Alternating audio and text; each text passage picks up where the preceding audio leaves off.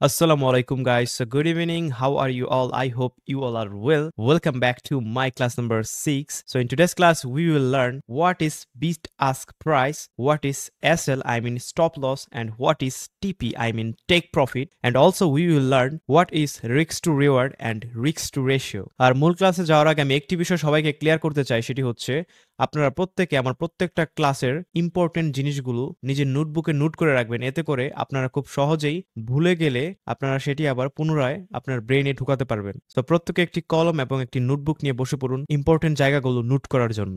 So প্রথমে আমরা চলে আসি বিড আস্ক প্রাইস। সো বিড আস্ক প্রাইসটা কি আসলে? সো আমি যদি এই বিট জিনিসটাকে নর্মাল একটি উদাহরণ দিয়ে বুঝাই, তাহলে বিট মানে হচ্ছে আপনি কিছু সেল করছেন, তার বিনিময়ে কিছু নিচ্ছেন। লাইক হতে পারে আপনার কাছে কিছু ডলার আছে, সাপোজ আপনার কাছে $100 আছে। সো এই $100 আপনি চাচ্ছেন কোনো মানি এক্সচেঞ্জারের কাছ থেকে আপনি সেটা বাংলা টাকা এক্সচেঞ্জ করতে, বা হচ্ছে আপনি এই ডলারগুলো কোনো ব্যাংকে সেল দিতে চাচ্ছেন, বিনিময়ে আপনি বাংলা টাকা নিতে চাচ্ছেন, মানে বিডিটি নিতে চাচ্ছেন। সেক্ষেত্রে ওই ব্যাংক আপনাকে এই $100 এগেইনস্টে কিছু বাংলা টাকা বা যে কারেন্সিতে আপনি নিতে চাচ্ছেন সেই কারেন্সি আপনাকে অফার করবে। সো এটাকে মূলত বলে বিট প্রাইস। এখন যদি আমরা চলে আসি আস্ক প্রাইস, মানে বিট আস্ক প্রাইস। সো আস্ক প্রাইসে যদি আমরা চলে আসি, সেটা হচ্ছে এটার উল্টোটা হবে, বিটের উল্টোটা হবে। লাইক আপনি কিছু সেল দিয়েছেন একটু আগে, এখন কি করছেন, কিছু একটা কেনার জন্য আপনি দাম জিজ্ঞাসা করছেন। লাইক আপনি ধরেন এখন টাকা দিয়ে ডলার কিনবেন, একটু আগে কি করছেন, ডলার সেল করে টাকা নিয়েছেন, এখন টাকা দিয়ে আপনি ডলার নেবেন। সেক্ষেত্রে ব্যাংক আপনাকে একটি প্রাইস বলল যে $100 দাম, $100 প্রাইস $10,000। সো এটা মূলত হচ্ছে আস্ক প্রাইস, মানে আপনি কিছু কেনার জন্য আস্ক করছেন সেই ব্যাংকে। আর এটাই হচ্ছে মূলত বিট আস্ক প্রাইসের মধ্যে পার্থক্য। আর সবসময় মনে রাখবেন, বিট প্রাইসের থেকে আস্ক প্রাইস অনেক বেশি হয়ে থাকে। আর সেটা আমি আপনাদেরকে মেটা5-এর ডেমো অ্যাকাউন্টে দেখাচ্ছি। সো দেখতে পাচ্ছেন এখানে প্রাইসগুলা, বিট প্রাইসটা কিন্তু তুলনামূলকভাবে আস্ক প্রাইসের চাইতে অনেকটাই কম। সো কেন বিট প্রাইস আস্ক প্রাইসের চেয়ে কম হয়ে থাকে? সো এটার জন্য আমি আপনাদেরকে একটা উদাহরণ দেখাই।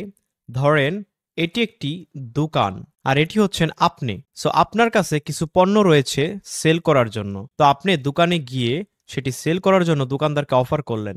বিনিময়ে দোকানদার আপনাকে একটি প্রাইস অফার করলো সেই পণ্যের বিনিময়ে। তো সেই পণ্যটি যদি আপনি $100 সেল করেন, সাপোজ আপনি $100 সেল করছেন সেই পণ্যটি, তাহলে সেই পণ্যটি কিন্তু দোকানদার $100 কিনে নিবে। তার কিছুক্ষণ পর যদি আপনি একই পণ্য দোকানদারের কাছে আস্ক করেন কেনার জন্য, মানে একটু আগে কিন্তু আপনি বিট করলেন, এখন হচ্ছে যদি আস্ক করেন দোকানদারকে যে আমি সেই পণ্যটি আবার কিনবো, সেই পণ্যটি আপনি কিনবেন, তাহলে দোকানদার কিন্তু আপনাকে কখনোই এই $100 পণ্যটি আপনাকে দিবে না, কারণ অবশ্যই সে লাভ করবে।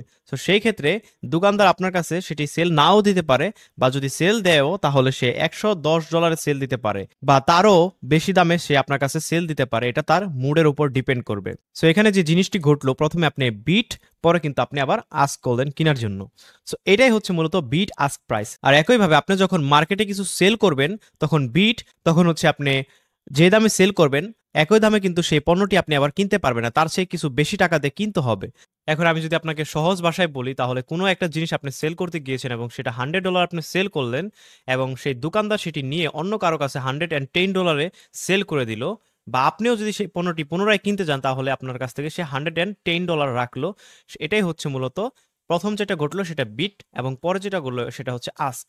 মানে এটাই হচ্ছে মূলত বিট এবং আস্ক প্রাইস। সো এখন আমরা শিখবো স্প্রেড বা কমিশনটা আসলে কি। সো যখন কোনো ব্রোকারে আমরা ট্রেড করতে যাই, সাধারণত আমরা প্রথমে কিন্তু আমাদের স্ট্যান্ডার্ড অ্যাকাউন্টটা থাকে, যেহেতু এই স্ট্যান্ডার্ড অ্যাকাউন্ট প্রথম খুললে আমাদেরকে অটোমেটিক দিয়ে দেয়।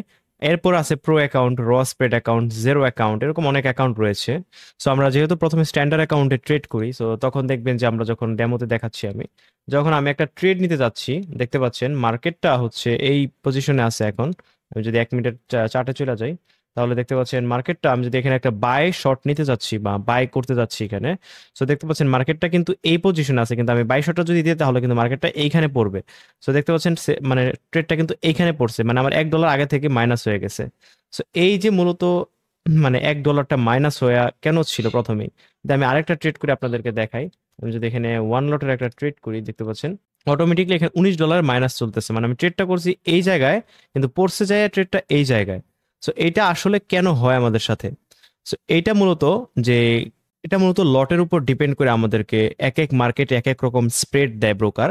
মূলত এই যে স্প্রেডটা, মানে এই যে একটা $20 মতো মাইনাস ছিল, এটাই মূলত একটা স্প্রেড, আর স্প্রেডটা মূলত ব্রোকারের একটা কমিশন বলতে পারেন, কারণ এটা আপনি যত লট নিচ্ছেন তত লটের অনুযায়ী সেই কমিশনটা ব্রোকার নেবে। যেহেতু আপনি ব্রোকারে এত ট্রেড করতেছেন, এত ফিচার্স গুলা উপভোগ করতেছেন, ব্রোকারে ঘরে বসে ব্যাংকে যাওয়া লাগতেছে না, ঘরে বসে ট্রেড করতেছেন, সো এই জন্য ব্রোকার আমাদের কাছে একটা কমিশন নিয়ে থাকে। সো এটাই মূলত স্প্রেড। আবার স্প্রেড অনেক অ্যাকাউন্ট আছে, যেমন এই যে স্ট্যান্ডার্ড অ্যাকাউন্টে মূলত স্প্রেড 0.20 সেন্ট। আবার যদি আপনি প্রো অ্যাকাউন্টে যান সেক্ষেত্রে ডিপোজিট একটু বেশি লাগবে, সেখানে কিন্তু 0.10 স্প্রেড খাচ্ছে, মানে ওইটার চাইতে প্রায় অর্ধেক কম। তবে আবার যদি আপনি হচ্ছে র স্প্রেড অ্যাকাউন্টে যান সেক্ষেত্রে হচ্ছে দেখতে পাচ্ছেন সেখানে কোনো স্প্রেড নেই, তবে কমিশন আছে।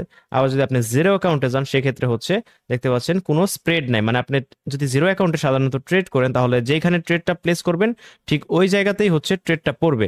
ওই ট্রেডের জন্য ওই লট সাইজ অনুযায়ী একটা আপনার কমিশন তারা কাইটা নেবে। যেমন আমি যদি এখানে ট্রেড করতে চাই দেখতে পাচ্ছেন এখানে লাইক স্প্রেড খাচ্ছে কিন্তু কমিশন খাচ্ছে না, কারণ হচ্ছে এটা একটা স্প্রেড অ্যাকাউন্ট। কিন্তু আমি যদি জিরো অ্যাকাউন্টে ট্রেড করি সেক্ষেত্রে কোনো স্প্রেড খাবে না। আমি যদি এখানে ট্রেড করি এখানেই পড়বে, এখান থেকে লস লাভ শুরু হবে, কিন্তু বিনিময়ে ওই লটের অনুযায়ী আমাকে একটা কমিশন ব্রোকারকে দিতে হবে। সো এটাই হচ্ছে মূলত কমিশন বা স্প্রেড। এটা আপনার লটের উপরে ডিপেন্ড করে, যত লট বেশি নেবেন তত বেশি কমিশন নিবে বা স্প্রেড নিবে, যত লট কম নেবেন তত কমিশন বা স্প্রেডও কম নিবে। সো সেটা আহামরি বিষয় না।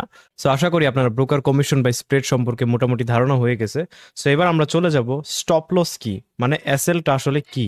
আপনি একটা ট্রেড নিছেন ফরেক্সের, সবচেয়ে ভালো জিনিস যেটা হচ্ছে